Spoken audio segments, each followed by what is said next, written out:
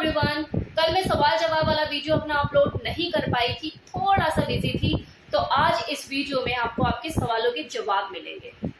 तो किसी ने मुझसे सवाल किया है कि मैम ऑरल सेक्स करने से क्या माउथ का कैंसर होता है? आप अगर कोई भी चीज जमीन से उठाकर खा लोगे, किसी भी चीज को अगर आप मुंह लगा रहे हो बिना धोए बिना साफ किए, तो क्या होगा? ऑरल सेक्स में होता क्या है? ऑरल सेक्स में मेल हो या फीमेल, उसके प्राइवेट पार्ट को मुंह में लिया जाता है, सक किया जाता है, टंग प्ले किया जाता है। अब वो अगर प्राइवेट पार्ट उसका चाहे वजीना है या फिर पेनस है, अगर उसे आपने धोया नहीं, उसको साफ सुथरा करके अगर मुंह में नहीं लिया, तो क्या होगा? इन्फेक्शन होगा। अब जिसका आप ऑरल सेक्स करने जा रहे हो उसकी मेडिकल हिस्ट्री आपको नहीं पता, उसको कोई अंदरूनी बीमारी है, तो आपको सेक्सुअल ट्रांसमिटेड डिजीजेस भी होंगी। अब चलो ऑरल सेक्स से दूर की बात है, मैं कहती हूँ अगर आप एनल सेक्स भी करते हो, एनल सेक्स के दौरान आप जो कॉन्डम यूज कर रहे हो और उसी कॉन्डम के साथ आप वजाइनल इंटरकोर्स कर देते हो, तो इन्फेक्शन तो आपको तब भी हो जाएगा। तो सेक्स जो है वो दो लोगों की मिलकर करने की चीज है। ऐसा नहीं है कि हर दूसरा इंसान एसेक्सुअल पर्सनालिटी कैरी करता हो, जिसे किसी दूसरे इंसान की जरूरत ही नहीं पड़ती और खुद से खुद को सेटिस्फाइड कर लेता है। तो जब भी आप किसी को मुंह लगाओ तो आपको उसकी मेडिकल हिस्ट्री पता होनी चाहिए। आपको पता होना चाहिए कि उसे कोई इन्फेक्शन तो नहीं है, उसका जो प्राइवेट पार्ट है वो साफ सुथरा है या नहीं, वो नहा वहा कर आया है या नहीं। ऑरल सेक्स करने के दौरान आप डेंटल डैम का यूज कीजिए। अगर आपके मुंह में छाले हैं, इन्फेक्शन है, या फिर जो वजाइना है या पीनस है वहां पे कट पड़ा हुआ है, ब्लीडिंग हो रही है, तो उस दौरान आप ऑरल सेक्स मत कीजिए। तो इन सब चीजों का आपको ध्यान रखने की जरूरत है।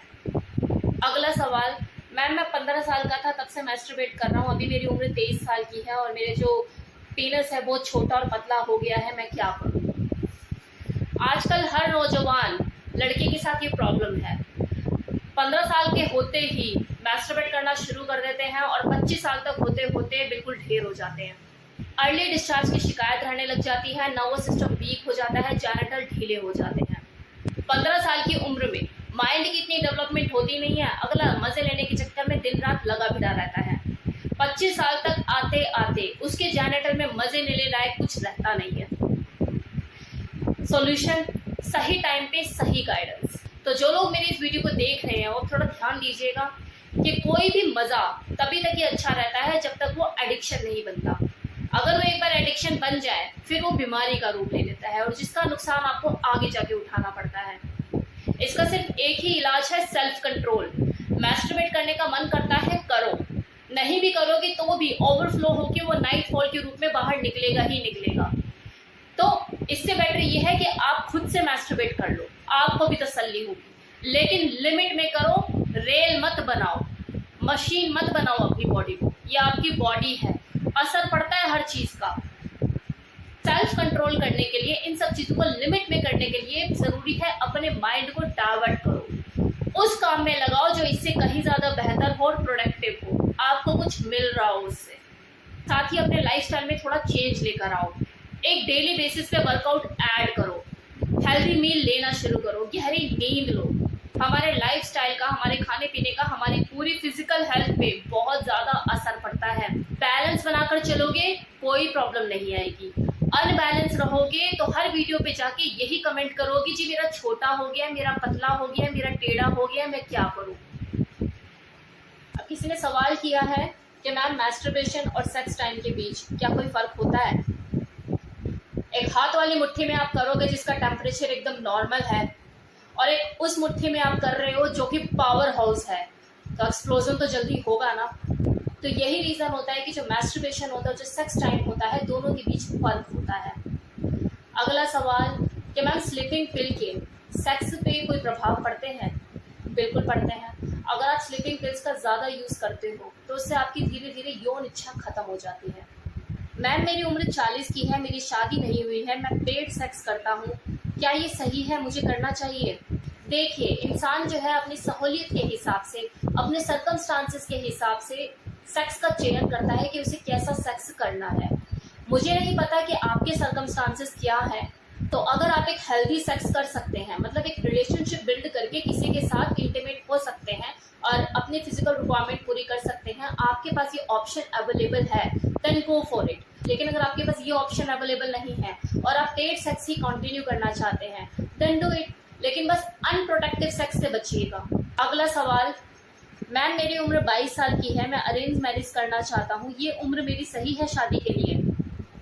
जहाँ तक सेक्स की बात की जाए कि सेक्स के लिए कौन सी उम्र सही होती है, तो देखिए आज की डेट में तो कोई इंसान जो है वो 15-16 साल में ही मैस्टरबेट करना शुरू कर देता है, 18 साल में भी वर्जिनिटी अपनी खत्म कर लेते हैं। लेकिन जहाँ बात शादी की आती है तो वहाँ पे सिर्फ सेक्स नहीं होता ना, वहाँ पे रिस्पॉन्सिबिलिटी भी साथ में ऐड हो जाती है।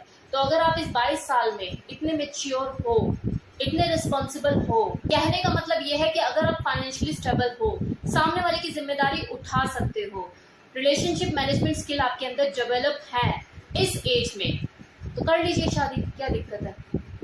मैम आप डोमिनेंट है, सबमिसिव है या फेमिनिन?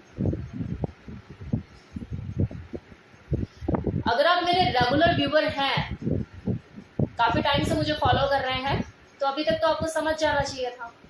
सीमन को पीने से कोई नुकसान तो नहीं होगा मैम, सीमन को पीने से कोई नुकसान नहीं होता, बशर्ते आपको जिसका आप सीमन पी रहे हैं पता होना चाहिए कि उसकी मेडिकल हिस्ट्री क्या है, कहीं उसे कोई अंदरूनी तौर से बीमारी तो नहीं है, वो आपको ट्रांसफर ना हो जाए। अगर उसको कोई मेडिकल इश्यू है और आप ऐसे इंसान का सीमन पी रहे हैं तो वो बीमारी आपको लग सकती है। एक क्वेश्चन किसी ने किया है और मैं काफी टाइम से इसके ऊपर वीडियो भी बनाने की सोच रही थी।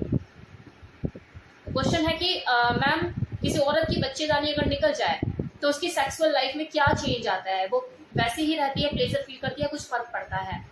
तो इसके ऊपर मैं वीडियो बनाऊंगी, शायद मैं कल या परसों ही इसके ऊपर वीडियो बनाकर डाल दूंगी, बहुत ही इंपॉर्टेंट टॉपिक है।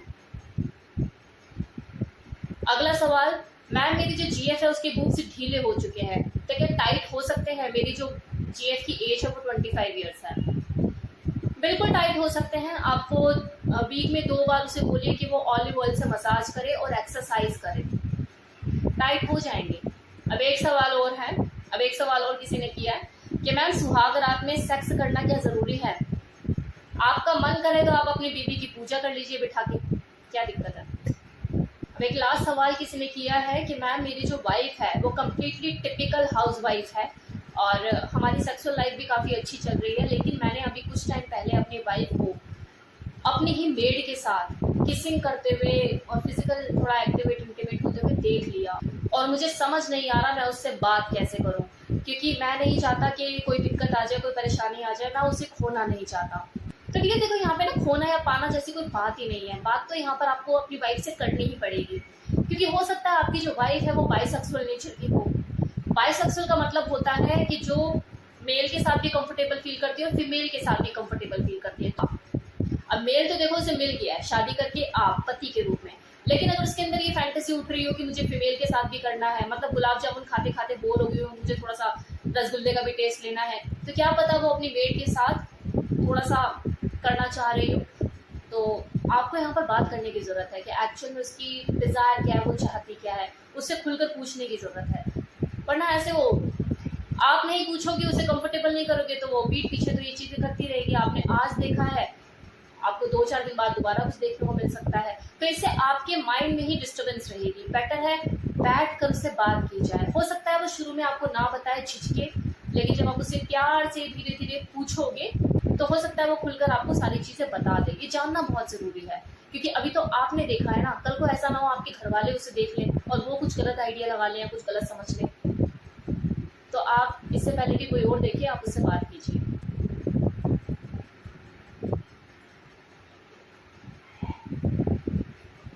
तो ये लास्ट क्वेश्चन था। अब मिलते हैं नेक्स्ट वीडियो में, तब तक के लिए टेक केयर, बाय बाय।